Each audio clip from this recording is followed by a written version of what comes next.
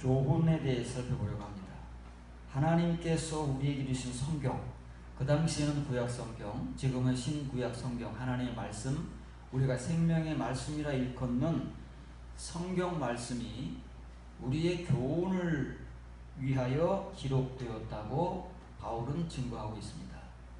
교훈이 뭐냐? 우리는 교훈이라는 것을 교회에서 늘 듣고 배우며 시간을 보내고 있습니다. 소위 말하는 가르침이라는 것입니다. 그런데 바울이 말하는 가르침, 성경에 기록되어 있는 교훈은 우리가 생각하고 우리가 하고 있는 교훈과는 좀 다른 하나님의 교훈, 그 교훈입니다. 나오겠지만 세상에는 교훈이 많이 있습니다. 갖가지 교훈과 가르침들이 있지요. 우리 교회 안에도 온갖 가르침과 교훈들이 많이 있습니다. 그런데 과연 그것들이 바울이 증거하는 대로 하나님께서 우리를 교훈하시는 그 교훈인가에 대한 의문점을 갖지 않으면 우리가 숱한 교훈을, 가르침을 교회에서 듣고 배우지만 그것이 정말 우리로 하여금 하나님께로 참된 소망을 갖게 하는가, 그렇지 못하는가가 결정되기 때문에 오늘 바울이 전하는 그 교훈을 우리가 좀 살펴보면서 이 하나님의 성경 말씀 속에 기록된 그 교훈을 정말로 받는 사람들의 모습, 그들의 삶은 과거 구약시대부터 초대교회를 거쳐서 하나님의 백성들의 모습으로 어떻게 살며 하나님과 예수님과 선지자와 사도들은 그 당시 자신들이 살아가던 그 시대에 하나님의 백성들을 향해서 어떤 신앙의 모습에 본을 보이며 또 본을 가지라고 하며 그런 교훈과 믿음을 가진 사람들은 어떤 모델적인 모범적인 삶을 살았는가를 우리가 살펴보면서 오늘날 정말 이 타락하고 부패한 우리의 교회 시대, 이제는 과거에는 우리가 속으로만 꽁꽁 숨겨놔서 사람들이 잘 알지 못했던 그 온갖 참 지저분한 죄악들이 서로들에게서부터 드러나고 있습니다. 그래서 과연 저렇게 유명하고 저렇게 존경받던 그 사람의 실체가 저거였던가 라는 사실들을 교인들이 알게 되면서 받는 그 충격과 상처, 그 고민, 과연 하나님은 살아계신가? 과연 하나님의 종은 무엇인가? 하나님을 믿는 신자는 무엇인가에 대한 그 물음을 오늘 이 시대에 우리 교회들을 향해서, 우리 자신들을 향해서, 우리 목사와 신자들을 향해서 던지지 않으면 안 됩니다. 그래서 오늘 이 부패한 시대를 살아가는 교회 안에서 과연 누가 이 하나님의 참된 교훈을 가지고 이 세상을 향해서, 우리 교회를 향해서, 교회인들을 향해서 과연 모범적인 신앙의 모습을 보여줄 수 있을 것인가에 대한 문제를 교훈이라는 말씀을 통해서 살펴가 보도록 하겠습니다. 마태복음 15장 8절부터 9절입니다. 이 백성이 입술로는 나를 공경하되 마음은 내게서 멀도다. 사람의 계명으로 교훈을 삼아 가르치니 나를 헛되이 경배하는도다 하였느니라 하시니라. 이 교훈의 문제는 바울 시대뿐만 아니라 이미 예수님께서 공생의 사역을 하시던 그때, 아니 그보다 더 거슬러 올라가면 하나님께서 모세를 통하여 이스라엘 백성들에게 율법을 주신 그 이후로 끊임없이 반복되어 온 유대인들의 문제요, 바로 그들이 하나님의 율법이라고 가지고 가르치고 교훈하던 그 교훈의 문제입니다. 근데 그것을 이렇게 적나라하게 까발린 당사자는 바로 예수님이었습니다. 예수님만큼 그 교훈의 실제를 알고 계시는 분도 이 세상에는 존재하지 않았고, 그리고 하나님의 백성들이 교훈이라고 자처하는 그 교훈이 정말 하나님께서 이스라엘 백성들, 하나님의 백성들에게 주시고자 하시는 교훈인지 아닌지, 참인지 거짓인지를 구별하고 분별해서 그것을 드러낼 수 있는 분도 예수님밖에는 사실 계시지 않습니다. 그분이 바로 그분의 백성된 유대인들을 향한 지금 고발을 하는 것입니다. 다시 말하면 오늘 교회들을 향한 고발을 하는 겁니다. 여러분들의 교훈이 무엇이냐? 오늘날 우리가 교훈으로 배우고 교훈으로 가지고 있는 것이 무엇이냐에 대한 실제. 예수님 시대의 유대인들이 자기들이 그렇게도 자부하는 율법을 교훈으로 삼아 가지고 있으면서 그 시대, 동시대의 사람들과 하나님께 보인 그들의 경배, 경건, 믿음, 이런 것들이 과연 무엇인가에 대한 그 정체를 예수님께서 드러내신 것입니다. 각자의 속에 꽁꽁 감춰져 있는, 그래서 서로가 쉬쉬하면서 그들이 믿는 하나님, 그들이 가진 율법과 교훈이 얼마나 세상과는 비교되고 세상 사람들은 가질 수 없는 것이라고 큰소리치던 그들의 그 경배와 교훈이 어떤 것인가를 예수님께서 고발하시는 것입니다. 오늘 이 고발을 잘 받아야 됩니다.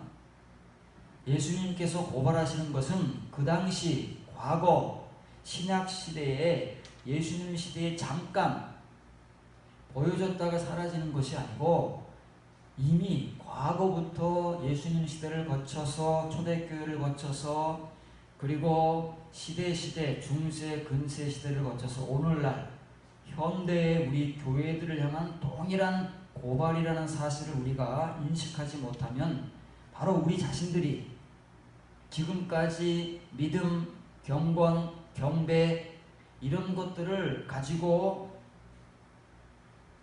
자부심을 드러내고 그리고 더 큰 교회들에서는 더 큰 자부심들을 가지고 살아가고 있는 우리의 것들이 얼마나 허무하고 헛된 것이고 빈 깡통인가를 이 말씀을 통해서 스스로가 자각하지 않으면 똑같은 이 고발을 하나님 앞에 가면 그대로 우리가 당하게 된다는 사실을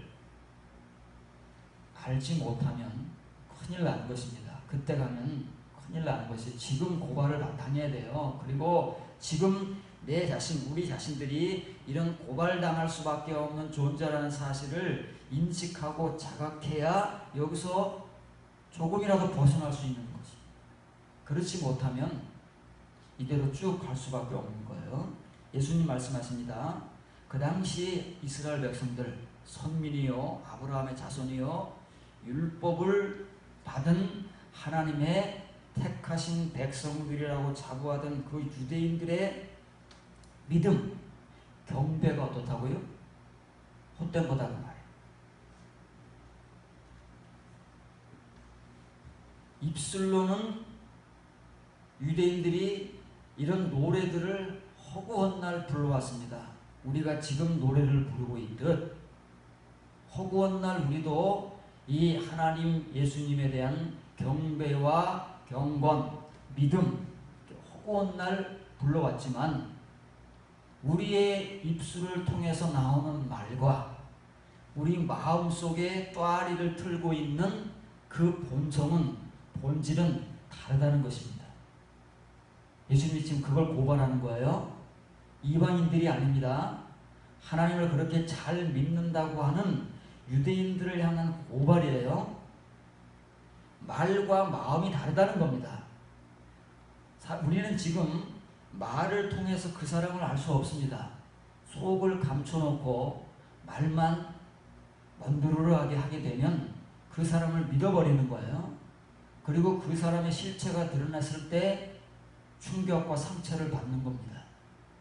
그러지 않기 위해서 우리가 지금 분별이라는 것을, 영적 분별을 정확하게 가지고 있어야 그 사람이 겉으로 말로 뱉어내는 것들을 그대로 받지 않고 그 말을 분별하고 그 사람의 실체를 분별해서 하나님의 것이냐 사람의 것이냐를 우리가 알고 사람의 것은 버리고 하나님의 것만 취할 수 있는 지각과 지혜를 갖게 되는 것입니다. 왜 예수님께서는 그 당시에 유대인들의 그 경건과 경배와 믿음, 이것을 고발하시느냐 하면 그들이 받는 교훈, 그들이 가르치는 교훈, 다시 말하면 그 당시에 바리새인으로 일컬어지는 종교적 지도자들, 대제사장, 제사장, 서기관, 율법사들, 이 사람들은 가르치는 자들입니다. 교훈을 전하는 자들이지요. 그리고 일반 유대인들은 교훈을 받는, 가르침을 받는 자들입니다. 그런데 그들이 전하는 가르침과 그들이 받는 가르침이 뭐라고요? 잘 보셔야 됩니다. 사람의 계명이라는 거죠. 하나님의 계명이 절대 아닙니다. 하나님이라는 단어만 갖다 붙이는 것이지 실제 하나님의 계명이 아니고 하나님의 교훈이 아니라는 사실을 우리가 분별하지 못하면 사람의 계명을 들으면서도 하나님의 계명으로 이 당시에 유대인들과 같이 착각해서 열심히 그 교훈대로 살려고 하는 거예요. 살지도 못하지만. 그러다가 예수님을 만나면, 하나님을 만나면 이렇게 고발을 당하는 거예요. 적죄를 받는 거다, 그 말이에요. 이 현실을 지금 우리가 직시해야 합니다. 우리 교회가 직시하지 못하면 모든 유대인들이 지금 이렇다고 고발당하는 것이지 또 특정한 유대인들만 고발당하는 것이 아닙니다.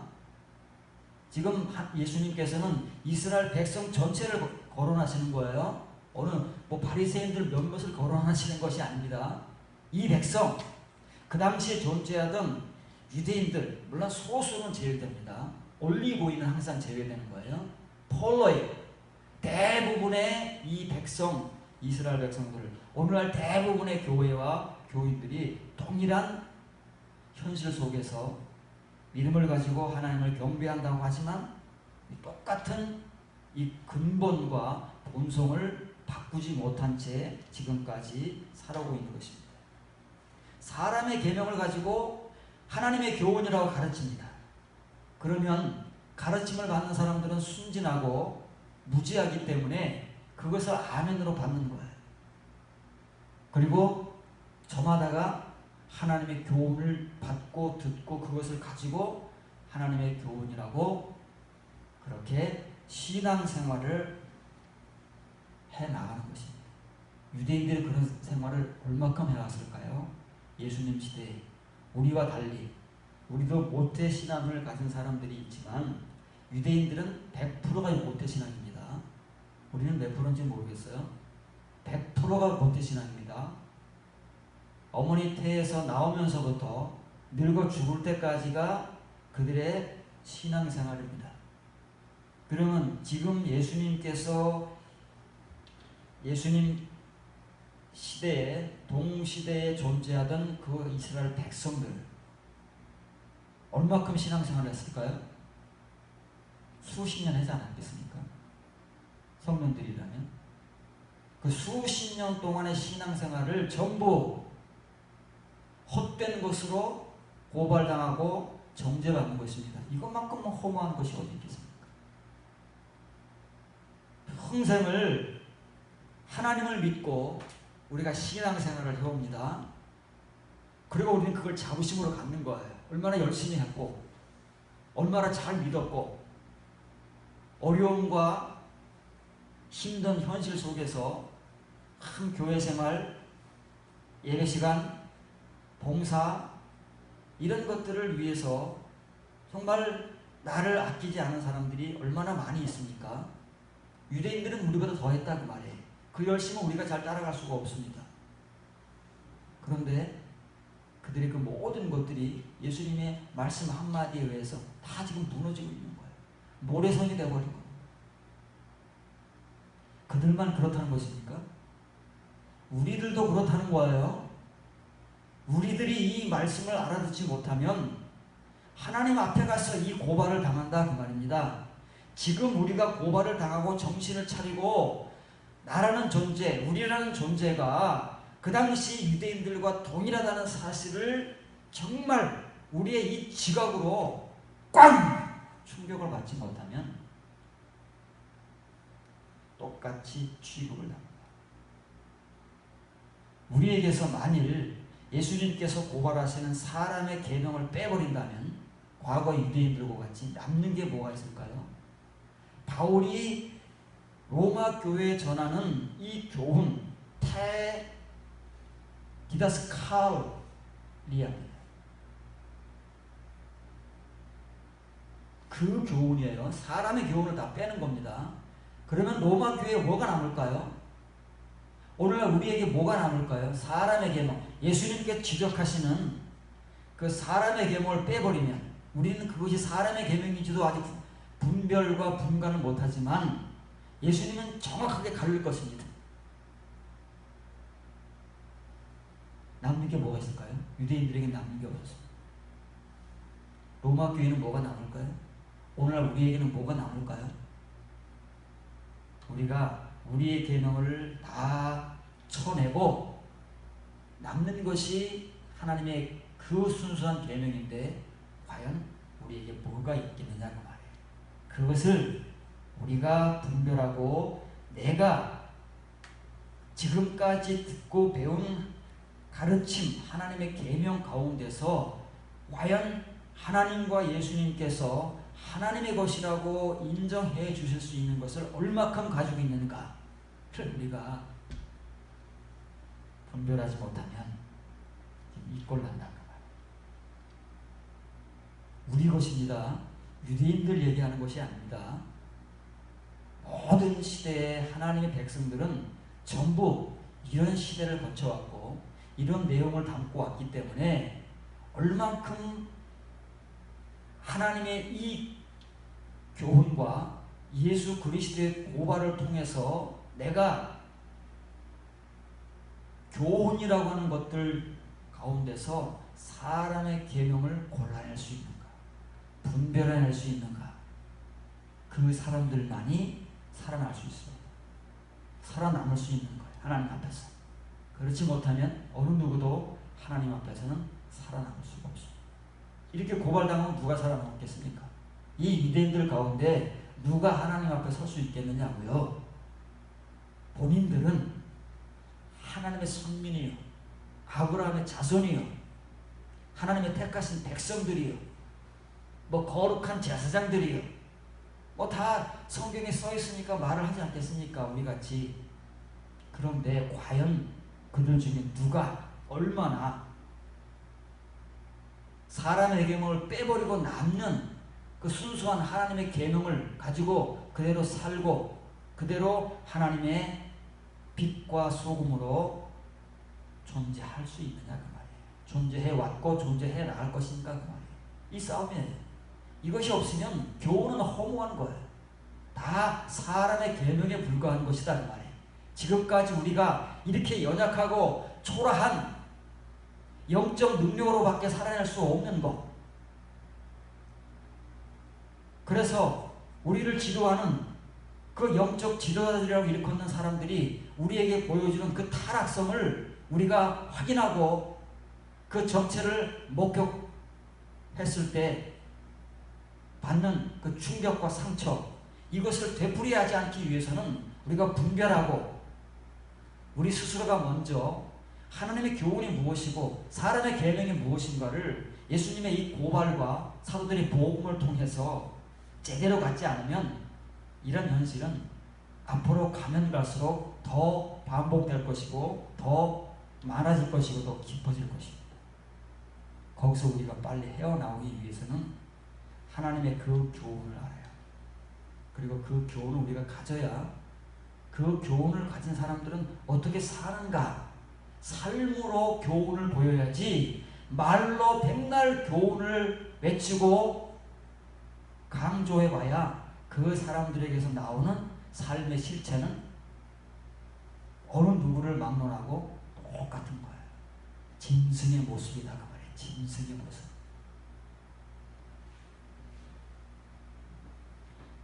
본문을 직역하면 이 백성이 입으로는 가깝다 그 말이에요. 누구에게 가까워요? 하나님 예수님께 가까운 거예요. 예수님이 하나님이시니까. 입으로는 우리가 얼마나 가깝습니까? 하나님 바로 코앞에 있습니다. 하루에도 수십 번 주여 주여를 외치며 되뇌이는 우리들인데 얼마나 말로 하나님께 가깝습니까? 순간순간 기도하고 하나님을 연발하고. 그런데 어때요? 마음은 너무나도 멀다고 말해요. 마음이 뭐예요? 마음이 실제라는 거예요. 그 말만큼 우리가 살아가느냐가 마음입니다. 고백이 아니고. 말과 마음이 이렇게 다른 거예요. 예수님께서 하나님의 백성들을 볼 때 그러니 고발할 수밖에 없는 거예요. 이 고발을 당해서 그 가운데 정신을 차린 사람들만이 말과 마음이 분리되지 않고 하나가 되어서 사람의 계명이 아닌 하나님의 교훈을 따라서 배우고 살 수 있는 그런 존재가 된다는 것입니다. 인도를 나가보겠습니다. 에베소 4장 13절 14절입니다. 우리가 다 하나님의 아들을 믿는 것과 아는 게 하나가 되어 온전한 사람을 이루어 그리스도의 장성한 분량이 충만한 데까지 이르리니 이는 우리가 이제부터 어린아이가 되지 아니하여 사람의 속임수와 간사한 유혹에 빠져 온갖 교훈의 풍조에 밀려 요동하지 않게 하려 함이라. 어디 교회에 쓰는 서신이에요? 다른 교회도 아니고 에베소 교회에 쓰는 서신이다 그 말이에요. 그 당시 존재하던 초대 교회 가운데 가장 칭의 수준이 높았던 에베소 교회를 향해서 바울이 던지는 이 복음을 잘 귀 기울여 드려야 됩니다. 여러분들이 눈을 잘 떠서 이 구절을 읽을 줄 알아야 우리의 모습을 이 말씀을 통해서 보게 되는 거예요. 우리가 지금까지 띄어진 눈으로 이 구절을 읽지 못했기 때문에 이것은 과거 에베소 교회를 비롯한 그 당시의 교회들의 문제로 치부해버리고 전혀 우리 자신의 문제라고 그렇게 심각하게 자각해 본 적이 없습니다. 저도 물론 그렇습니다. 우리는 절대 이런 존재가 아니라고 스스로가 부인하면서 이 말씀을 부인해 온 것입니다. 바울이 에베소 교인들에게 지금 뭐라 그래요? 어린아이 일을 얘기를 하는 거. 어린아이 뒤에 나오겠지만 왜 바울이 자기가 직접 복음을 전하고 세워서 1년 6개월 혹은 2년 3년간 이렇게 시간을 들이고 공을 들이고 심혈을 기울여 가르친 고린도 교회와 에베소 교회를 향해서 이 어린아이 얘기를 하는가? 신앙생활을 잘하고 있고 이미 다 어른이 되어서 목사, 장로, 집사, 권사가 되어 있는 이 사람들을 향해서 왜 어린아이 얘기를 하는가? 이것을 우리가 알아듣지 못하면 우리는 목사라는 이런 목이 고든 존재가 되어버리고 우리는 장로, 권사, 집사라는 그런 직분자의 어떤 그런 권위의 의식을 가지고 이 말씀을 못 알아듣는 거예요. 우리가 이런 존재라는 사실을 전혀 모르는 채 그냥 에베소 교회를 향해 손가락질을 하는 거예요. 고린도 교회를 향해 손가락질을 하는 거예요. 사실은 우리를 향한 말씀인지는 모르고. 왜 바울이 지금 에베소 교회를 향해서 어린아이 얘기를 하는 것입니까? 지금 이 에베소 교회가 바울이 원하는 예수 그리스도의 장성한 분량에 이르지 못한 채 신앙생활을 하고 있기 때문에 그렇습니다. 3차 전도 여행을 통해서 에베소 교회를 세우고 2년간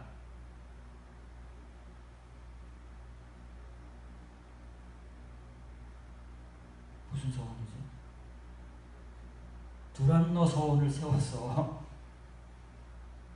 가끔 이렇게 지면이나 이름이 지금 생각이 안 나요. 곤란합니다. 두란노 서원을 세워서 에브리데이 매일 가르쳤다잖아요.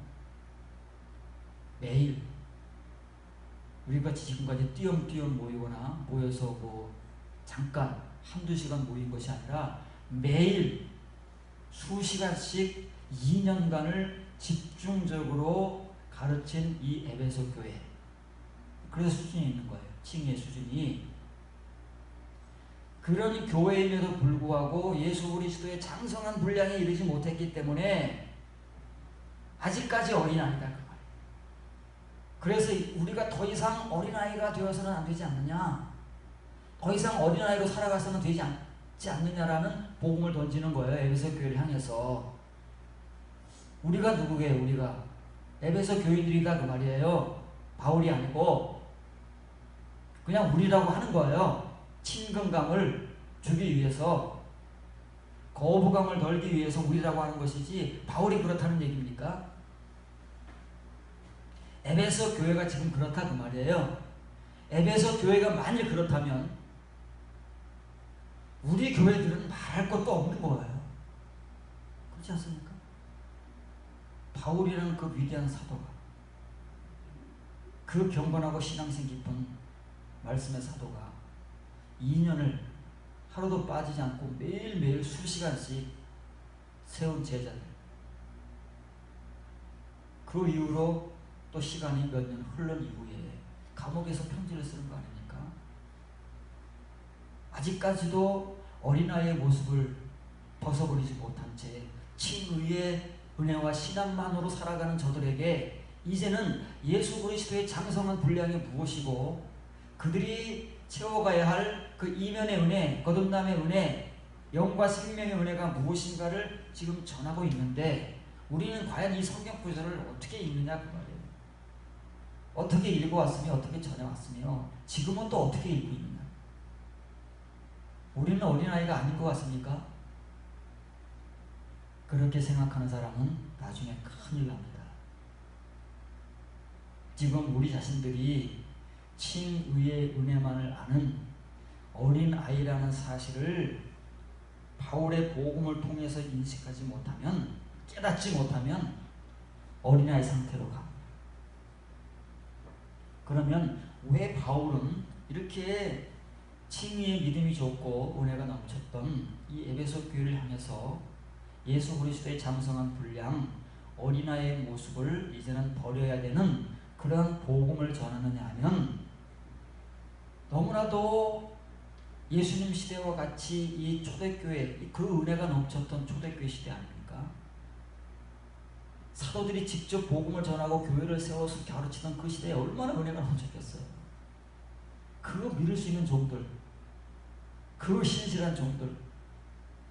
그럼에도 불구하고 사람들이 모인 곳에는 온갖 각가지 사람들이 있기 때문에 하나님을 믿는다고 해도 다 우리 같은 겁니다.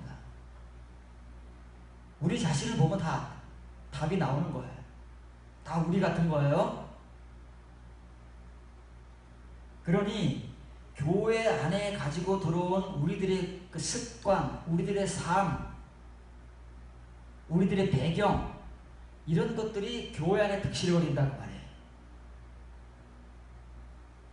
그리고 그런 것들을 가지고 하나님의 교훈이라고 짬뽕을 해서 가르치고 배우는 거예요. 그럼 어떻게 돼요? 사람의 속임수와 간사한 유혹에 빠지게 된다고 말해요.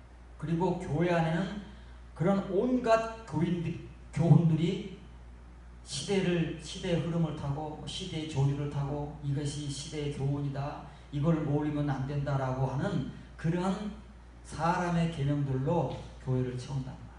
우리의 설교를 채우는 거예요.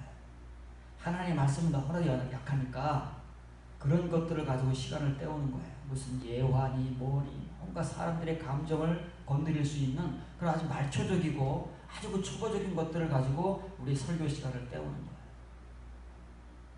우리의 설교가 그랬습니다.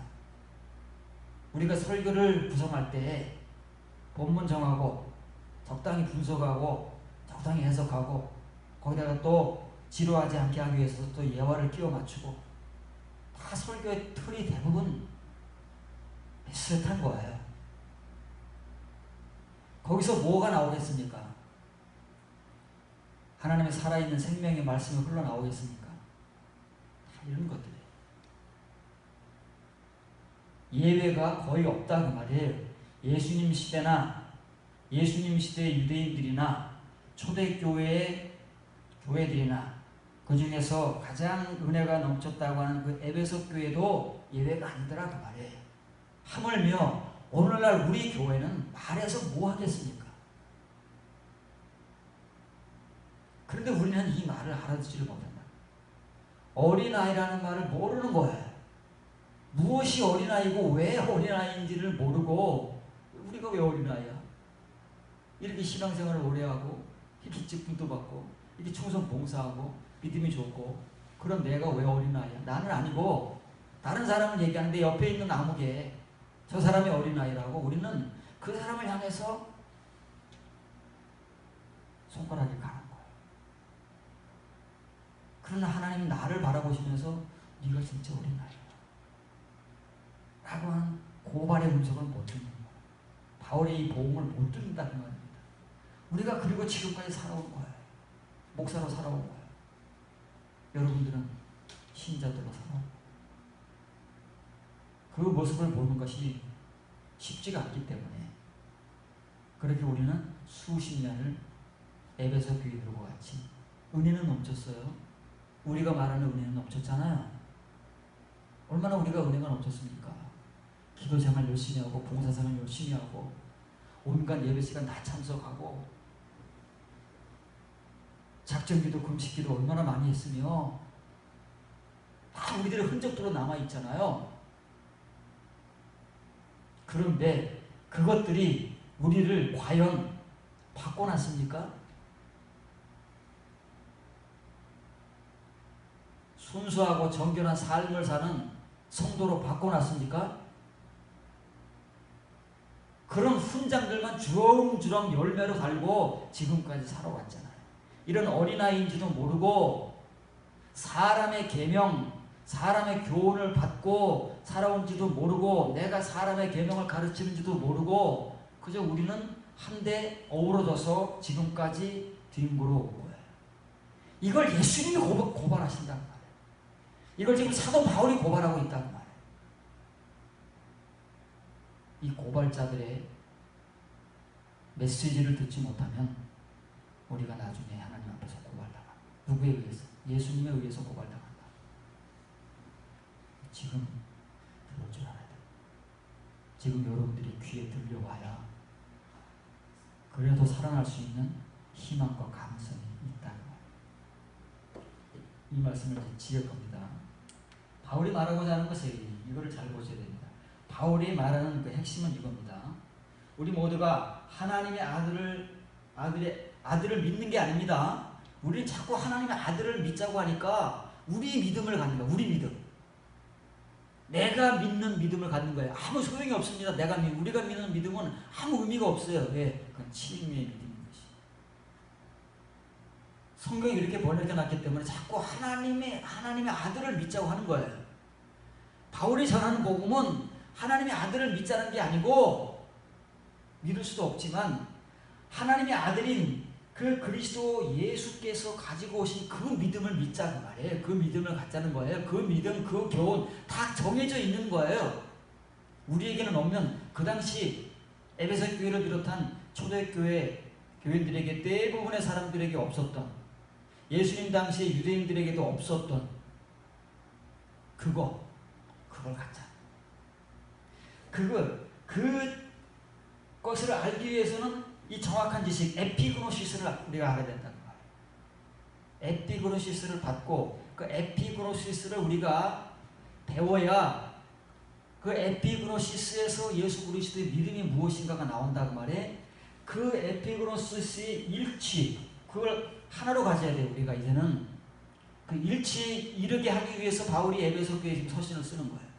수준이 높잖아요. 벌써 말 자체가 어려운 거예요. 구조 자체가 어렵다고 말해. 소위 신학적 수준이 높다고 말해. 그러나 분명한 것은 뭐 어렵든 쉽든 뭐 이거 신학적이든 아니든 뭐 그건 사람의 말에는 귀를 기울일 필요 없어요. 바울의 이 순수한 복음에 들어가면 바울이 전하고자 하는 것은 에베소 교인들 여기에 이르게 하기 위해서 서신을 쓰는 거예요. 지금 어린아이의 상태를 버리지 못하고 있는 그 에베소 교회를 사랑하고 그들에 대한 그 끊임없는 애정을 가지고 감옥에서조차 서신을 보내지 않으면 안 되는 그 바울의 그 안타까운 마음과 사명, 복음의 사명이죠. 그 사명의 내용이 이거다 말이에요. 이 에피그노시스의 일치에 이르러야 되는데 그 에피그노시스의 내용이 뭐냐면 예수 그리스도의 믿음이다 말이에요. 그 예수 그리스도의 믿음은 무엇인가? 예수님은 누구신가? 어떤 삶을 우리에게 본을 보이셨는가? 십자가의 죽음은 무엇인가? 왜 바울은 하나님의 아들만을 전하고 십자가만 전했는가? 그겁니다. 그걸 우리는 말로만 알잖아요. 글로만 알고. 내용을 모르는 실체를. 그러니까 그 예수 그리스도의 믿음이 무엇인지는 모르고 자꾸 우리는 그분을 믿으려고만 하는 거야. 안 믿어지는데. 믿음의 행위가 그래서 나오지 않는 겁니다. 그분의 믿음이 우리에게 들어와야 그분의 행위가 나오는 거예요. 그분의 말씀이 나오고 그분의 교훈이 나오는 거예요. 그런데 그분의 믿음은 우리가 알아 못하죠. 자꾸 그분을 믿으려고 하니까 믿어지지도 않고 믿어지지 않으니까 그분의 행위도 없고 말로는 십자가를 말하고 말로는 십자가의 죽음을 얘기하는데 우리에게서는 십자가의 삶, 십자가의 죽음의 삶은 찾아볼 수가 없는 거예요. 예수님 말씀같이 말로만 가까운 거예요. 마음과 예수님의 행위로는 너무나도 멀다 그 말이에요. 여기에 이르도록 하기 위해서 바울이 서신을 전하는데 이게 무슨 말이냐? 바꿔 말하면 이거라 그 말이에요. 완전한 남자, 그리스도에 충만하고 성숙한 분량에 이르는 거예요. 또 완전히 나오죠. 부담되는 완전, 이놈의 완전. 예수님에 의해서, 사도들에 의해서, 선지자들에 의해서, 하나님에 의해서 반복 거듭되는 이놈의 완전. 그러나 우리는 이 완전이라는 말을 볼 때마다 턱턱 숨이 막히는, 우리에게서는 너무 터무니없이 먼, 그러나 이것이 복음인 이 완전, 이것이 목적이다 그 말이에요. 하나님의 목적이고 예수님의 목적이고 사도들의 목적이고.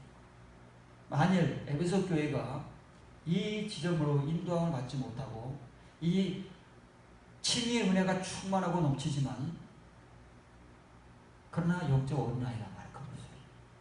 우리는 더 어린아이예요. 갓난아이일 수 있어요. 그런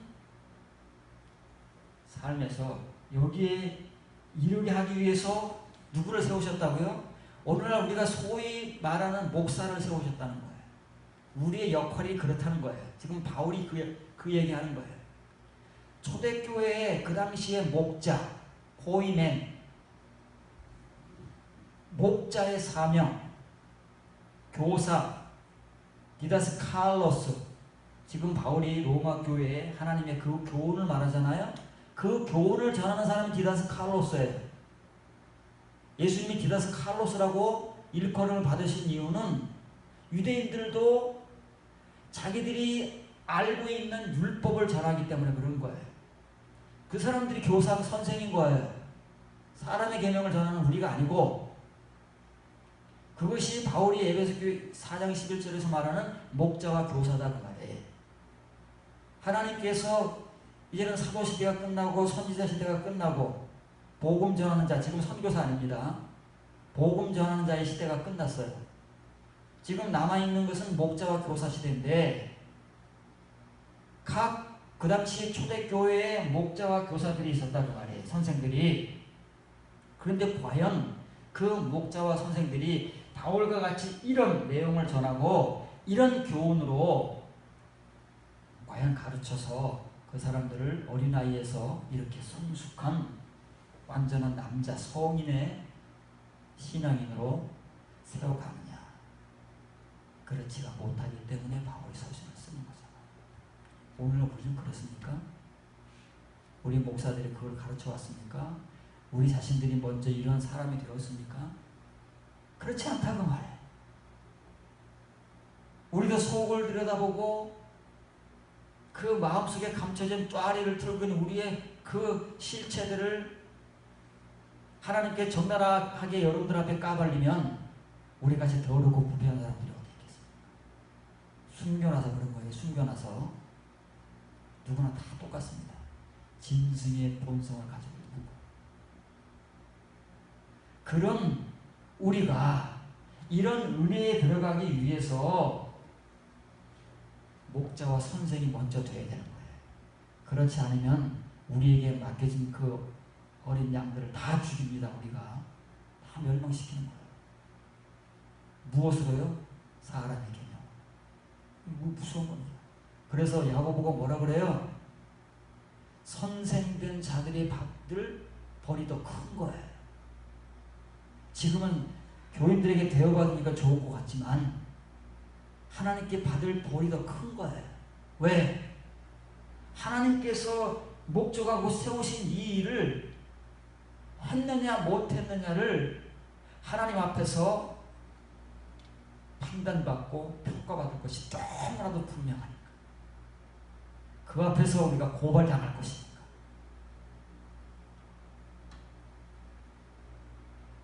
하나님의 말씀은 이렇게 너무나도 분명하고 엄위하고 두려운 것입니다. 이제야 아는 겁니다. 수십 년 세월이 지난 이제야 아는 겁니다. 그 전까지 시간 되면 설교하고 무슨 설교할까? 이 책 저 책 뒤적이고 이 예와 저 예와 뒤적이고 누구는 어떤 설교를 했나 뒤적이고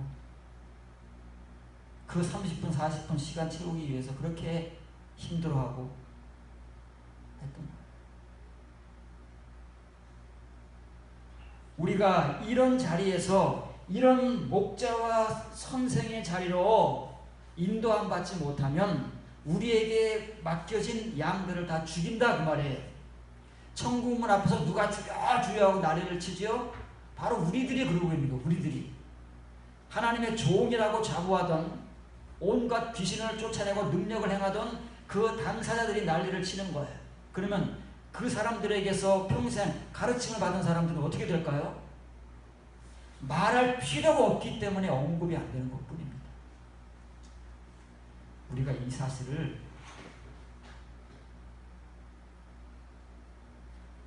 그 사람들 속에서 나를 발견하지 못하면 우리가 죽어 하나님 앞에 가서 내 모습을 발견하게 될 거다.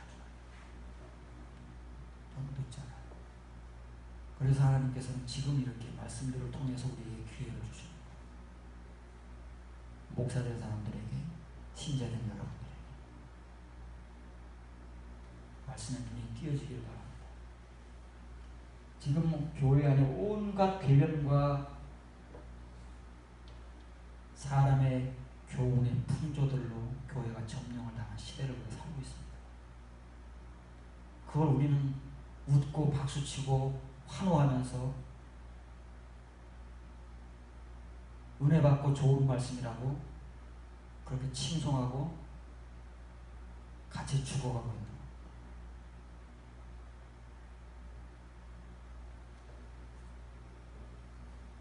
바울은 지금 이 얘기를 하는 거예요. 지금 에베소 교인들이 어린아이다. 그 믿음이 좋고 칭의의 은혜가 넘쳐난 에베소 교회, 초대교회 가장 은혜가 넘쳐났다고 평가받다. 그리고 그들 스스로가 자부하던 에베소 교회가 바울의 눈에 보이는 그대로 바울이 적시를 하면, 표현을 하면 바로 네피오스입니다. 어린아이 나올 겁니다. 에베소 교회 문제가 아니라고 말해요. 에베소 교회가 이런 진단을 받고 바울에 의해서 이런 판단을 받는다면 다른 교회는 뭘 말하겠습니까? 그러지 않겠습니까? 지금 에베소 교회가 바울이 서신을 쓰는 그 순간까지 이렇게 존재해 왔다는 거예요. 근데 에베소 교인들은 몰라요. 바울만 알지. 아는 사람만 답답한 것이지 모르는 사람은 편안하니까. 우리는 편한 거야. 그래서 에이 설마 내가 무슨 어린아이.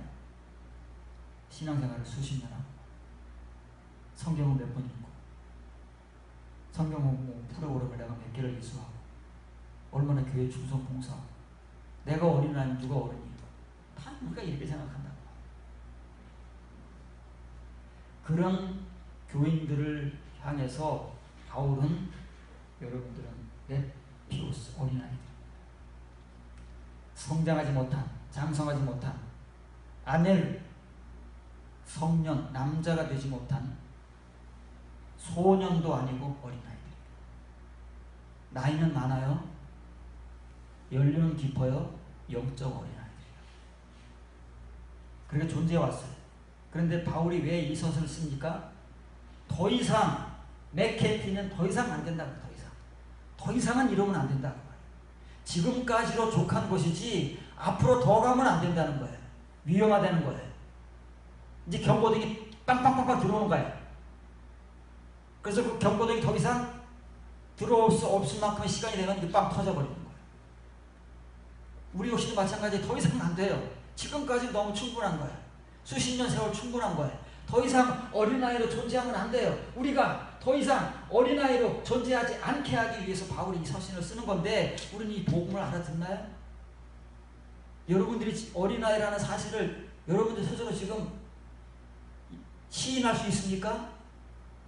시인할 수 있는 사람에게 소망이 있는 것이고 그 사람에게 하나님의 은혜가 지금 스며들고 있는 거예요. 못해요. 우리는. 우리가 얼마나 교만하고 얼마나 목이 고든 백성인데 더군다나 평신도도 아니고 목사, 권사, 장로, 집사들이 누가 이 인정하겠습니까? 그러나 너무 분명한 거예요. 바울이 에베소 교회를 향해서 고발하고 있는데 예수님이 유대인들을 향해서 고발하듯이 똑같은 거예요. 더 이상 가면 안 돼요.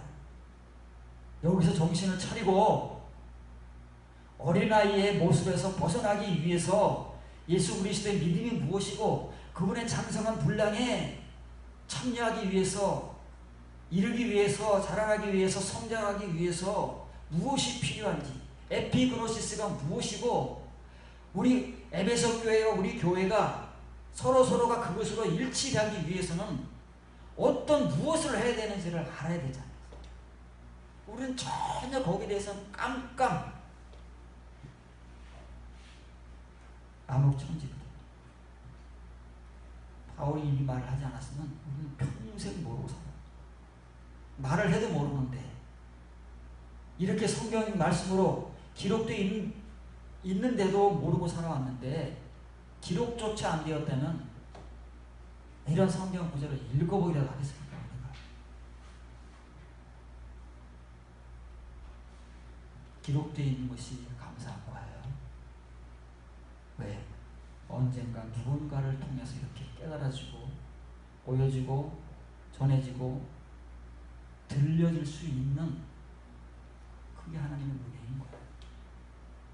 이것을 위해서 성경 말씀은 이렇게 수천 년간 기록된 채 후대를 향해서 전해지고 있다는 바울의 복음입니다. 알아들으시겠습니까?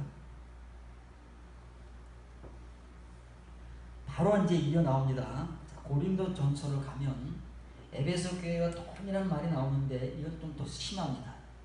왜? 고린도 교회는 에베소 교회보다 칭의의 믿음과 은혜가 떨어지기 때문에 고린도 교회를 향해서는 더 심하게 바울이 지적하고 책망하는 거예요. 에베소 교회를 향해서는 권면을 하는 겁니다. 고린도 교회를 향해서는 책망을 하는 거예요. 상황이 달라요. 그래도 우리가 권면을 들을 수 있는 수준이냐 아니면 책망을 받아야 될 수준이냐 그건 우리가 결정하는 거예요. 우리의 상태가 어떠냐에 따라서 이렇게 권면을 받을 수 있는 것이고 때로는 책망을 받을 수 있는 거예요. 여러분들이 지금 권면을 받을 수 있는 수준까지 왔으면, 칭의의 수준이 그만큼이라도 왔으면 다행인 거예요. 그래도 어린아이지만. 고린도 교회는 심각한 거예요. 왜? 고린도 교회는 바울이 정말 심한 말을 가지고 책망과 징계를 하고 있기 때문에 그렇습니다. 형제들아, 내가 신령한 자들을 대함과 같이 너희에게 말할 수 없었어. 서두를 잘 보시기 바랍니다. 우리가 입에 달고 사는 영적인 입니다. 우리는 다 영적이라고 말하잖아요. 영적인 사람이라고 말하잖아요. 과연 그럴까요? 고린도 교회는 뭐길래? 교회가 아닙니까? 얼마나 타락했길래? 영적인 사람이 아니래 바울이? 너무 심한 거 아닙니까? 바울이 뭐라고 이렇게 막 재단하고 단죄하고 혼자 결정합니까? 바울이 하나님입니까? 하나님의 복음을 받아서 사람인데 그렇다고 말해요. 너희에게 말을 할 수가 없어요. 고린도 교인들에게, 영적인 사람들에게 말을 해야 되는데 할 말이 너무 많은데 말을 할 수가 없어요. 줄 수가 없다 그 말이에요. 육신에 속한 자 곧 그리스도 안에서 어린아이 똑같습니다. 에베소 교회가 똑같지요. 어린 아이들을 대함과 같이 하노라. 내가 너희를 젖으로 먹이고 밥으로 아니하였노니 이는 너희가 감당하지 못하였으며 하면 지금도 못해. 지금도. 과거에 그랬으면 이해가 돼요. 과거에 우리가 그랬다면 이해가 돼요. 왜? 다 누구나 이 길을 걸으니까. 수십 년간 이 어린아이 길을 걸어오니까. 그런데 아직도 지금도 우리가 그렇다면, 신앙생활을 수십 년 해온 목사, 장로, 권사, 집사가 그렇다면 이게 문제다 그 말이에요. 그러면서도 어린아이인지 모르고 있다면 그것이 심각한 문제다 그 말이에요. 그런 사람들은 절대 완전한 남자들에게 전해야 될 이 복음을 들을 수가 없어요. 왜? 할 수가 없으니까. 고린도 교회는 아예 그 말을 하지도 못해요. 바울이. 에베소 교회는 권면이라도 하죠. 고린도 교회는 하지도 못한다니까요. 이게 칭의의 수준이에요. 칭의의 교회의 사람, 신자라고 해도 다 똑같은 게 아닙니다.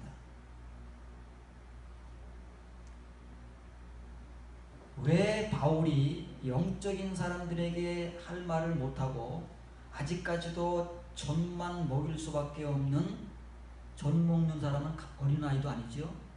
갓난아이입니다. 더 어린 갓난아이로 고린도 교인들을 대할까요? 왜 그들을 무시할까요? 고린도 교인들 얼마나 기분이 나쁠까요? 얼마나 반발심이 생길까요? 거의 아랑곳하지 않는 거예요. 우리 목사들만 두려워하는 것이지 사도들은 전혀 두려워하지 않아요. 남의 교회 얘기하니까 두려워하지 않는다고요? 고린도 교회, 에베소 교회는 바울이 세운 교회예요. 고린도 교회는 1년 6개월, 에베소 교회는 2년 동안 집중 말씀을 가르친 교회예요. 남의 교회가 아닙니다.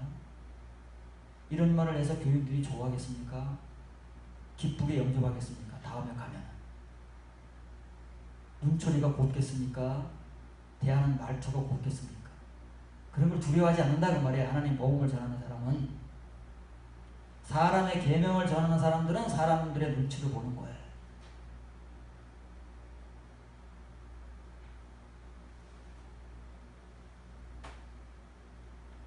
고린도 교회가 그렇다고 말해요.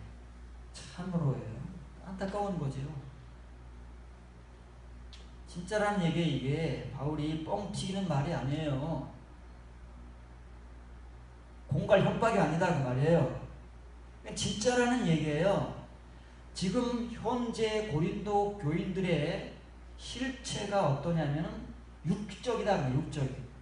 액티 아직도 몇 년의 세월이 흘렀는데, 얼마의 세월이 흘렀는데 아직까지도 이 육적인 모습을 벗어버리지 못하고 교회 생활을 하고 있는 거예요. 그리고 뭐예요? 그러면서 뭐래요? 과거 유대인들과 같이 고린도 교회는 온갖 성령의 은사가 넘쳐나는 거예요. 이게 참 아이러니한 거예요. 그런데 갓나나예요. 우리가 이걸 알아야 되는 거예요. 방언이니 뭐니 뭐 그게 대단한 줄 아는 사람 정말 갓나나이 중에서 갓나나인 겁니다.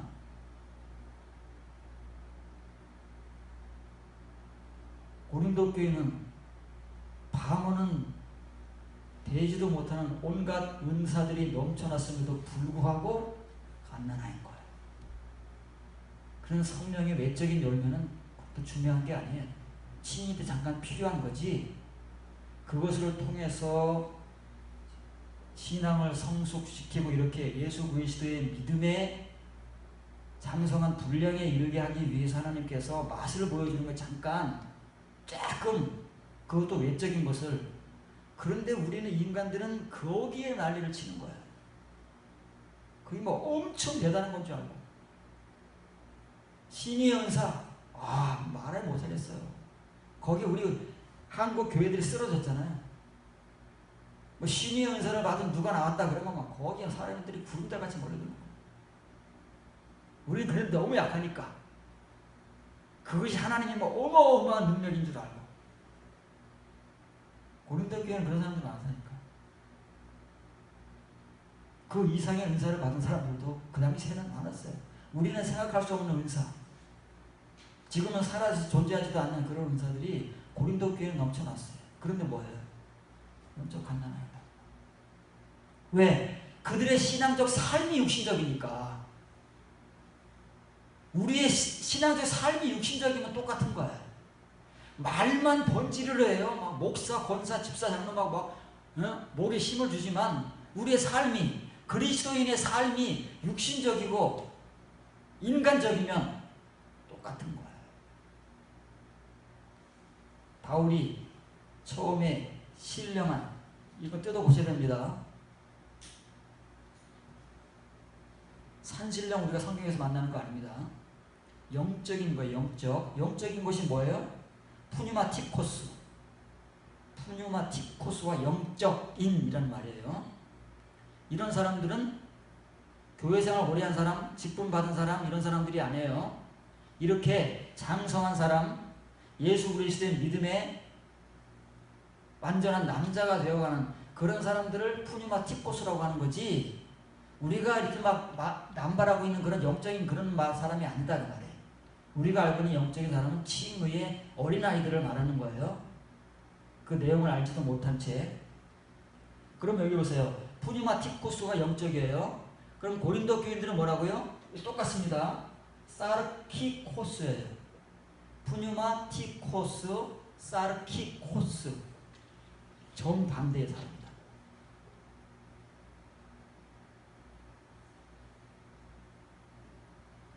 우리 교회가 이걸 알아요. 아니, 교회들은 차치하고 우리가 먼저 이걸 알지 못하면, 여러분들이 이걸 알지 못하면 어린아이인지 갓난아이인지 자신들을 분간하지도 못한 채 하나님 앞으로 간다 그 말이에요. 난리 나는 거예요. 모르고 가니까 난리가 나는 거예요. 거기서 아우성을 치고 막 난리가 나는 거예요. 지금 알면 아무 문제가 없어요. 지금 알면. 왜? 바울이 그렇잖아요. 더 이상은 안 돼. 더 이상. 지금이라도 알아야 되고, 지금이라도 정신을 차려야 되고, 지금이라도 더 이상은 어린아이로 존재하지 않기 위해서 우리가 예수 그리스도의 그 장성한 분량, 완전한 남자 성인이 되어가는 그런 교훈, 말씀, 내용, 은혜, 이것들을 알아가면 문제가 없다니까요. 난리를 안 쳐요. 알기 때문에. 설사 우리가 부족한 채로 하나님을 만나도 아니까 하나님, 제가 이거밖에 안 됩니다. 그러면 하나님이 인정해 주신다니까요.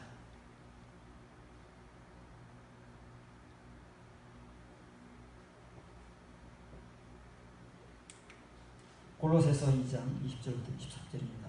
너희가 세상의 초동문에서 그리스도와 함께 죽었거든. 말을 하잖아요. 우리가 죽었다. 말하면서도 이걸 그대로 우리가 교회에서 재생산하고 재사용하고 있는 거예요. 우리가 이런 사람들을 지적이라고 합니다. 성경에서 지적이라는 건 이런 내용이 아닌데, 우리가 지적인 그리스도인이 되어야 되는 건 사실입니다.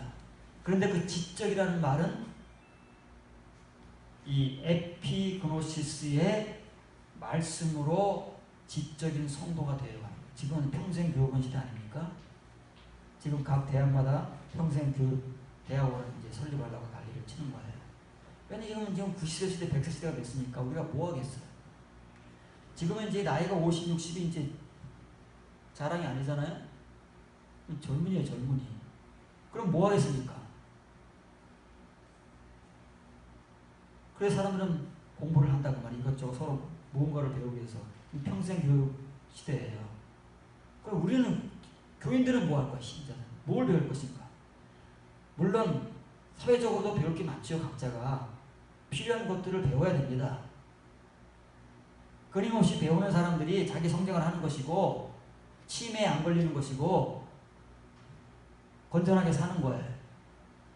그 중에서 우리는 신자이기 때문에 가장 관심을 기울여야 할 것이 성경적 지적이라고 말이에요. 성경 지적 그리스도인. 근데 우리가 뭐 성경 공부를 하고 있잖아요. 이제 그런 성경 공부는 더 이상 필요가 없는 것이고, 이런 에피그노시스의 지식을 배워야 지적 그리스도인이 되는 거예요. 이것이 성경에서 말하는 지적인 성도래요. 이런 내용이 우리에게 없기 때문에 자꾸 세상적인 그 초등학문, 사람의 계명, 시대의 교훈들, 이런 것들로 교회를 점령하고 설교를 채우는 거다 그 말이에요. 없으니까. 있으면 그런 걸 얘기할 시간이 없어요. 없으니까 시간을 때우려고 그런 것들로 막 설교 시간을 채워왔던 거예요, 우리가. 부끄럽죠. 알면 부끄러운 것이고 모르면 자랑스러운 거예요.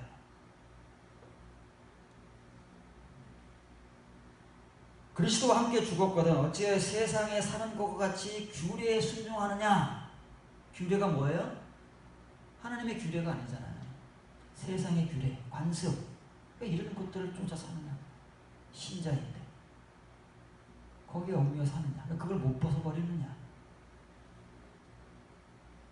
사람의 명령과 가르침을 따르느냐? 이 결과가 어디서 오느냐면 바울이 말한 그대로, 예수님이 말씀하신 그대로 사람의 계명이 문제다 그 말이에요. 이놈은 사람의 계명, 예나 지금이나 사람의 계명이 문제인 것이에요. 사람의 계명인지도 모르고 가르치는 사람들, 사람의 계명인지도 모르고 배우는 사람들을 내게서 발생되는 그 결과가 이렇다 그 말이에요. 그것이 고린도 교회, 로마 교회, 에베소 교회를 거쳐서 이제 콜로새 교회도 예외가 아니다. 초대교회 어느 교회가 예외입니까? 데살로니가 교회는 예외일까요? 똑같다. 오늘날 우리 어느 교회가 예외이겠습니까? 큰 교회 건물을 지어놓고 수천 명, 수만 명이 모이는 그 교회는 예외일까요? 그런 교회가 더욱 위험한 거. 사실은. 다른 글씨를 보세요. 이런 것들은 자의적 숭배와 겸손과 몸을 괴롭게 하는 데는 지혜 있는데 그 지혜가 어떻다고요? 모양만 있다. 그 지혜로운 것 같아. 똑똑한 것 같아. 지적인 것 같아. 그런 모양만 준다고 말해요. 그런데 어때요? 우리의 신앙의 근본적 목적은 뭐예요? 우리의 육체의 모습을 벗어버리고 육신적인 삶을 벗어버리고 십자가의 삶, 그리스도의 삶을 살아가야 되는데 그런 데는 좀 더 유익이 없어요. 도움을 못 줘요. 그래서 우리가 지금까지 이렇게 살고 있는 거예요. 수십 년을 배웠는데 왜 우리가 이렇게 못 삽니까? 이런 것들만 배워서 그래요. 정말 하나님의 교훈, 예수 그리스도의 믿음, 십자가 이런 것을 배웠다면 누군가는 이렇게 살고 있어야 돼요. 예수님의 발자취를 따라가는 그런 모델이 되어 있어야 된다 그 말이에요. 우리 앞에, 여러분들 앞에. 누가 있습니까?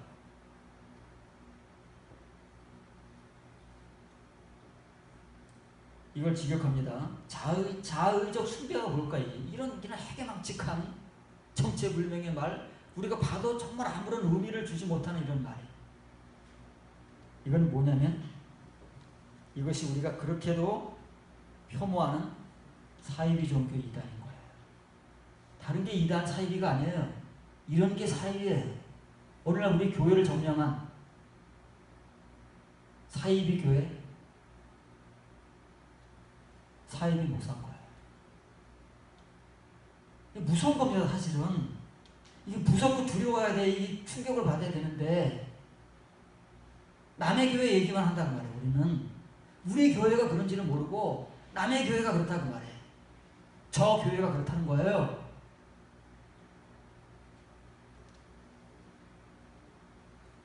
겸손한 생각을 갖는 것과 그 묘계는 지혜의 말이지만 그게 참 지혜로워 보여요. 참 지적으로 보이고 고개가 끄덕여지고 아멘이 돼요. 그런데 육의 완성을 위해서는 이 말을 잘 봐야 됩니다. 성경에 한 번만 바울이 사용하는 말입니다. 우리가 충만이라는 말은 많이 봤습니다. 성경에 많이 나와요. 신약성경과 구약성경이 엄청 많이 나오는데 여러분들이 소개를 해줬는데 이 완성이라고 번역할 수 이렇게밖에 번역 안 돼요. 이게 사실은 이게 완전이라는 말로 의역을 하면 이건데 이게 이제 플레스모네라는 말입니다. 플레로라는 말을 많이 배웠죠. 가득 채우다, 충만하다, 플레로스 완성 이 말을 봤는데 이건 이제 플레스모네라는 말이에요. 육체의 완성이 뭘까요? 우리 육체의 만족을 위한 걸까요? 아닙니다. 십자가의 죽음으로 바꿔놓는 거예요. 우리를 정말 예수 그리스도의 믿음, 예수 그리스도의 십자가의 삶으로 바꿔놓는 것이 육의 완성이에요. 우리의 육은 죽어버리고 죽어지는 거. 우리의 육이 죽어져야 십자가의 삶을 사는 거예요. 그게 십자가의 죽음이잖아요. 그게 육의 완성이라고 말해요. 죽어지면서 살아나는 거. 그게 부활이잖아요. 이걸 위해서는 아무런 가치가 없는 거예요. 껍데기예요, 껍데기. 지금까지 우리는 껍데기만 붙들고 살아온 거예요. 그래서 우리가 이런 삶을 살 수도 없었고 이런 삶을 살아가는 사람은 진짜 눈을 씻고 찾아봐야 겨우 발견할 수 있는 거예요. 그 시대에 겨우 올리브오일만. 일제시대 그 많은 목사들이 신사참배를 해야 된다고 교단에서 결정을 하고 그렇지 못한 목사들을 내쫓았습니다. 그렇게 내쫓긴 당한 사람이 누군지 아십니까? 주기철 손양원 목사님. 그런 정말 극소수의 사람들만이 이건 믿음이 아니다, 말씀이 아니다, 하나님을 위해서는 우리가 목숨을 잃을지언정 신사참배를 해서는 안 된다라고 주장하지만 한상동 같은 신학자 교단에서 쫓겨났습니다. 왜? 교단 말을 안 들으니까. 존재할 수가 없어요. 그런 사람들은 다수의 횡포에 의해서 집단 린치를 당하는 겁니다. 오늘날은 어떻습니까? 오늘날 똑같은 거.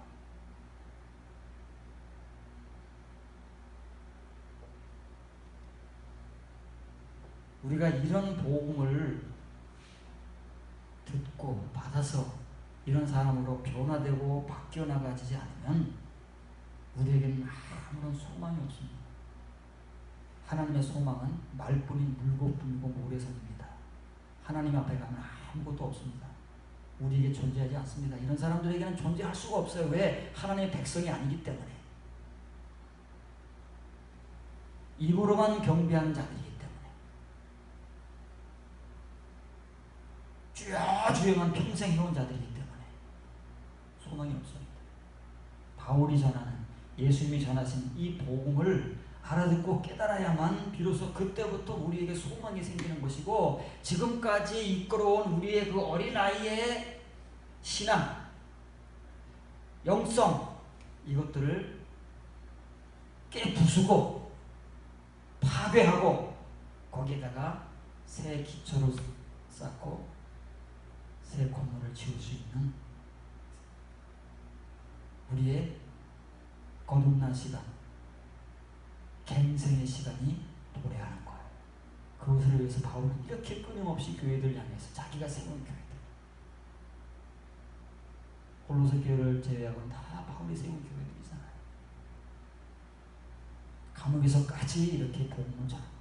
누구든지 내 연수함을 업신여기지 못하게 하고 오직 말과 행실과 사랑과 영이 빠졌습니다. 영과 믿음과 정절, 순결이라 우리가 배운 하그노스입니다. 순결, 거듭난 사람들에게서만 나타나는 어린 양의 신부로서의 삶, 순결한 삶, 그리스도인의 소금과 빛된 삶이 이 순결이란 말이에요. 있어서는 믿는 자들에게 본이 되어 내가 이를 때까지 읽는 것과 권하는 것과 가르치는 것에 전념하라.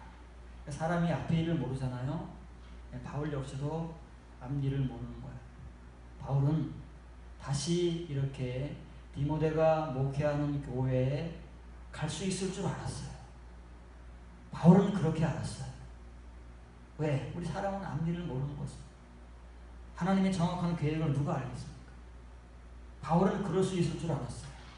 그러나 결국은 바울의 이런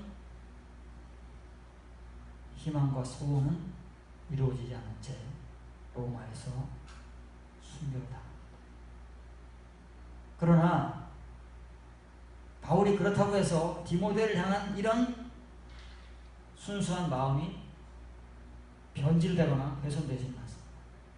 디모데는 그 당시에 나이가 좀 젊었던 모양입니다. 근데 이제 바울은 이때 당시에 디모데 전서를 쓰던 때가 62년경이니까 바울이 이제 60대를 바라보고 있던 시대입니다. 거기에 비하면 디모데가 젊다는 것이지 디모데가 어린 청년이라는 게 아닙니다. 이미 청년 때에 바울을 만나서 지금까지 몇 년을 따라다녔습니까? 15년을 따라다녔으니까 그렇게 사실은 젊은 나이는 아닙니다. 30대거나 40대로 접어들 그런 나이지요. 바울이 볼 때 젊다는 것이지 우리가 볼 때 젊다는 게 아닙니다. 어리다는 게 아니에요. 이거는 이제 연수함이라는 것은 아주 나이가 아주 어리다는 게 아니고 젊다는 얘기입니다. 누가 보느냐에 따라서 그런 거예요. 80세, 90세 본 사람이 저를 보면 아주 젊은 거예요. 그렇죠? 우리 자녀들을 보면 젊듯이 80세, 90대 우리 할머니, 할아버지 우리를 보면은 50대, 60대를 보면 젊네. 그런 건 나이가 아주 어리다는 게 아닙니다.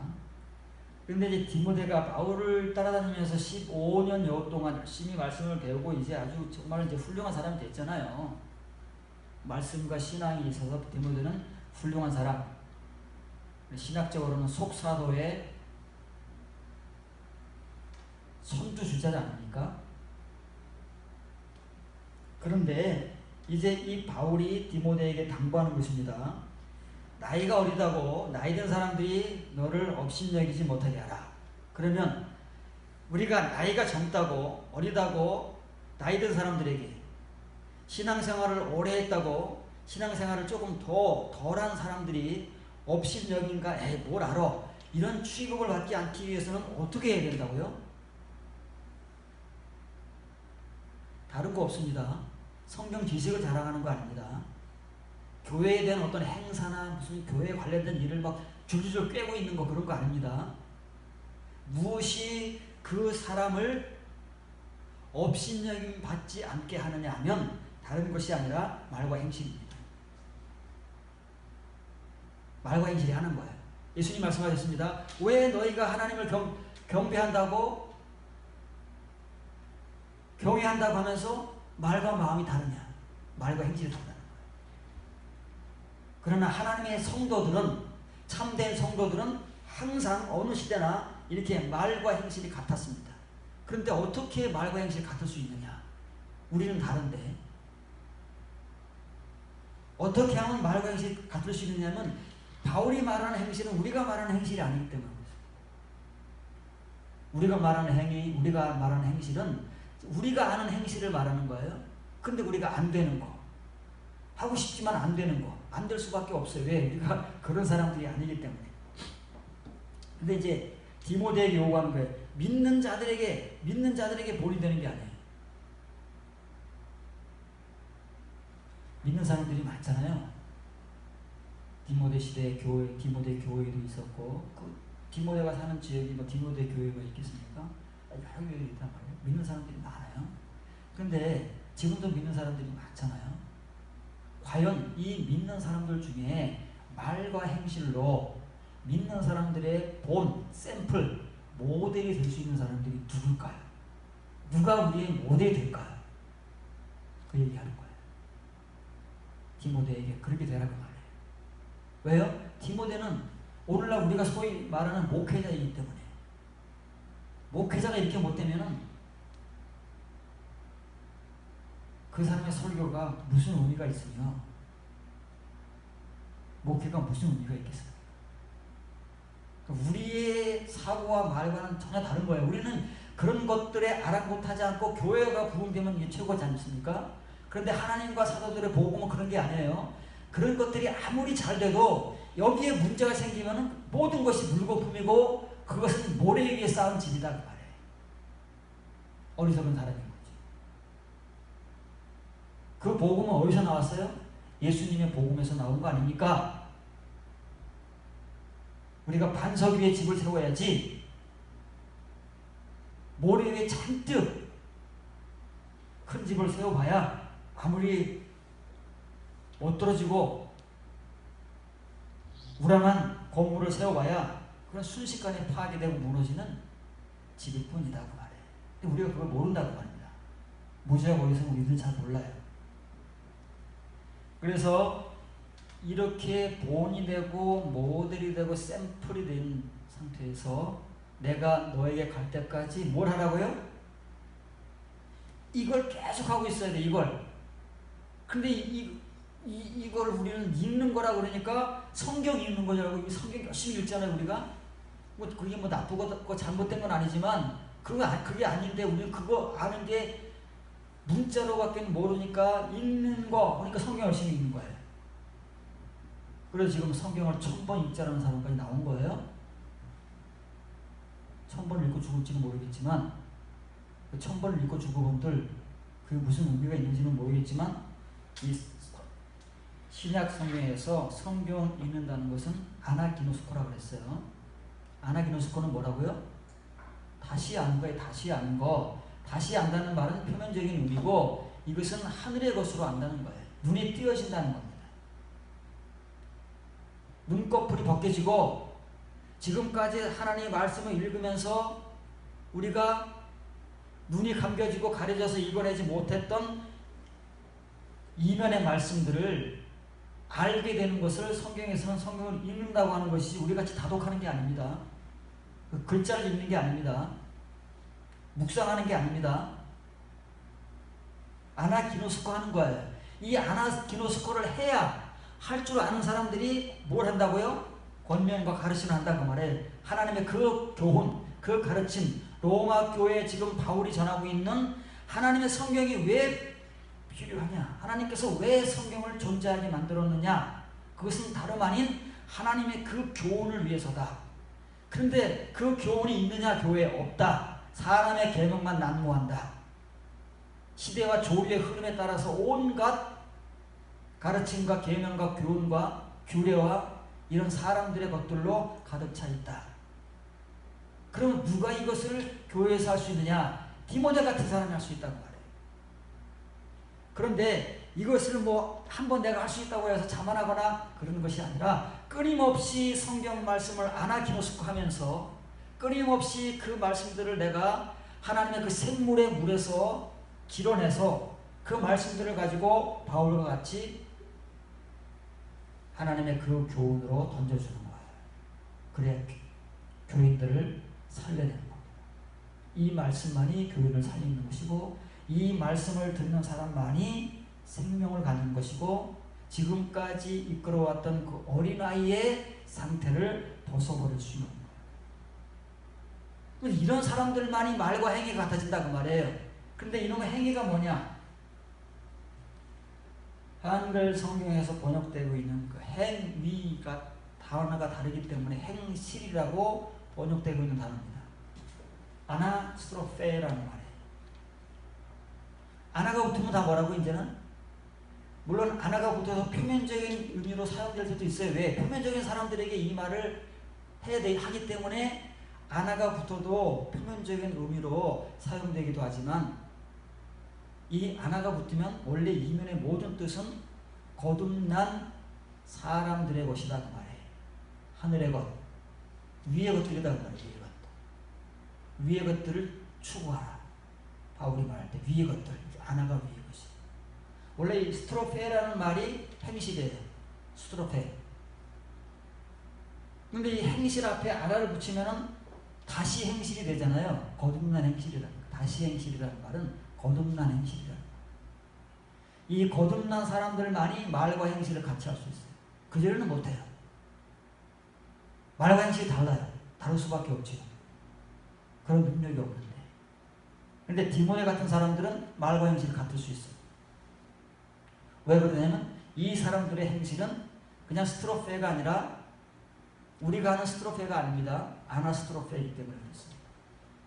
성경에서 말하는 사람의 그 말을 우리가 봐야 되는 거예요. 무슨 말을 하는지, 왜 이 말을 하는지, 누구에게 이 말을 하는지를 봐야 우리가 복음을 이해하는 것이고, 그 말씀을 우리가 아나키노스코할 수 있는 것이고 전할 수 있는 것입니다. 이것이 성경의 목적이에요.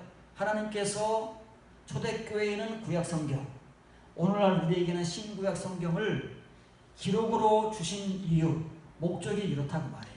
그런데 우리는 그 이유와 목적을 완전히 상실한 채, 하나님의 교훈을 배제한 채,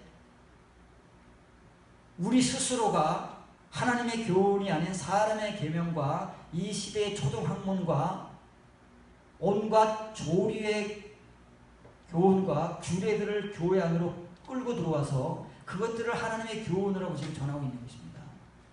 나도 죽고 교인들도 죽이는 거예요.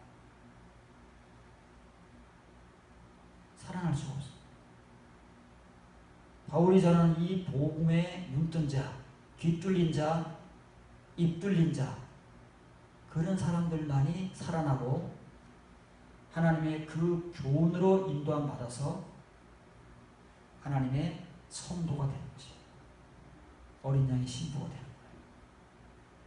그래서 이제 바울이 제일 잘 알잖아요. 바울이 이런 복음을 지금 가장 집중적으로 전하기 때문에 역시 하나님의 성경의 기록 목적을 다른 사도들도 물론 알지만 이 복음을 집중적으로 전하는 사람이 바울이라고 말해요. 폭넓게, 실제적으로, 구체적으로.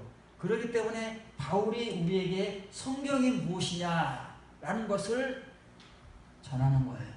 누구를 통해서요? 디모데에게 전하는 복음을 통해서. 디모데 같은 사람이 이런 과정을 거쳐왔기 때문에 디모데에게 서신으로 보내는 겁니다. 다른 서신서에는 없습니다. 디모데 후서 3장 16절 17절 우리가 암송하는 성경 구절입니다. 암송은 잘해요? 이렇게 되지를 못해서 그렇지. 모든 성경은 뭐예요? 그 당시에는 구약 성경이죠. 지금은 신구약 성경. 시대에 따라 다르지만 하여간 모든 성경이에요. 그 당시에 존재하는 모든 성경은 하나님의 감동으로 된 것으로 교훈. 이 교훈은 무슨 교훈이에요? 하나님의 교훈, 사람의 교훈이 아니에요. 하나님의 그 교훈과 책망과 바르게함과 의로 양육, 교육이 아닙니다. 양육하기에 유익하다. 이게 하나님의 성경의 본질이고 내용이고 목적이고 역할이에요. 우리가 늘 교회 올 때 손에 들고 오는, 지금 여러분들에게 교회가 엄청 편의를 제공하기 때문에 성경이 필요 없죠. 그래서 성경 안 들고 오는 사람들도 혹 있을지 모르겠지만 그 성경이 여러분들에게 제공하는 역할이다. 그런데 과연 우리는 지금까지 성경을 통해서 이런 은혜와 이런 내용들을 채워오고 있었느냐? 그러면 바울이 지금 디모데에게 말하는 것은 이걸 위해서 성경이 존재한다고 말해요. 하나님의 말씀은 구약 성경부터 신약 성경까지 초대 광야 교회 시대부터 말세 교회 시대까지 변함이 없어요. 하나님의 말씀의 역할과 그 본질과 내용은 얼마나 영속적이고 지속적인지, 하나님이 영속적이고 지속적이듯 말씀이 곧 하나님이시잖아요. 예수 그리스도가 말씀이잖아요. 그렇기 때문에 하나님과 말씀, 하나님과 하나님의 그 말씀은 변함이 없어요. 사람의 계명은 수시로 바뀌지만 이겁니다. 이거. 모세 시대부터 종말 교회 시대까지 하나님의 모든 율법과 계명과 말씀과 성경은 하나님의 성도로 하여금, 신자로 하여금 뭘 해주느냐 하면은 여러 가지 말들이 나오지만 파이디오를, 파이듀오 동사지요. 이건 뭐예요? 양육하다인데 징계하다, 연단하다 그 뜻입니다. 소년되게 하는 거예요. 지금 에베소 교회와 고린도 교회를 향해서 어린아이라고 그랬잖아요. 그 어린아이들을 파이디온, 소년의 자리로 성장시키는 것이 징계와 연단인 거예요. 성경의 역할이다 그 말이에요. 근데 우리는 이것도 못하는 거야. 아직 소년도 못한 거야. 에베소 교회가 어린아이인데 우리는 말해서 못하겠어요. 성경이 이 역할을 한다는 말이에요. 양육과 징계를 통해서 우리를 하나님의 성도로 만들기 위해서 하나님께서는 성령의 감동을 통해서 성경을 주신 거예요. 그래서 이렇게 디모데와 같이 인도함을 받는 사람은 하나님의 사람으로 항상 성경은 결론이 그거예요. 완전. 성경은 온전이라고 하지만 완전입니다. 완전. 완벽이 아니라고 그랬죠. 거듭남. 완전 거듭나게 해서 그 사람으로 하여금 행실을 어떻게 갖게 하면 아나스트로페로 갖게 해서 선한 일, 선한 행실입니다. 선한 행실을 행할 능력을 갖추게 하는 거예요. 우리에게 이런 과정과 은혜가 없기 때문에 말과 행실이 다르고 선한 행실을 드러낼 수 있는 능력이 턱없이 부족해서 우리에게서 나오는 것이라고 해서는 죄. 사람들 앞에서는 거룩함을 말하고 굉장히 경건한 것 같지만 사람들이 보지 않는 곳에서는 죄를 짓는 동일한 그 짐승의 본능. 이것을 벗어버리지 못하는 이유가 여기에 있단 말이에요. 하나님의 말씀을 배웁시다. 하나님의 말씀을 전합시다. 그리고 하나님의 말씀으로 이렇게 변화되는 성도가 되면 교회가 바뀔 거예요. 교회가 바뀌면 반드시 세상은 바뀝니다. 세상이 바뀌지 않는 이유는 교회가 바뀌지 않고 우리가 바뀌지 않기 때문에 변함없는 진리로 그렇게 존재합니다.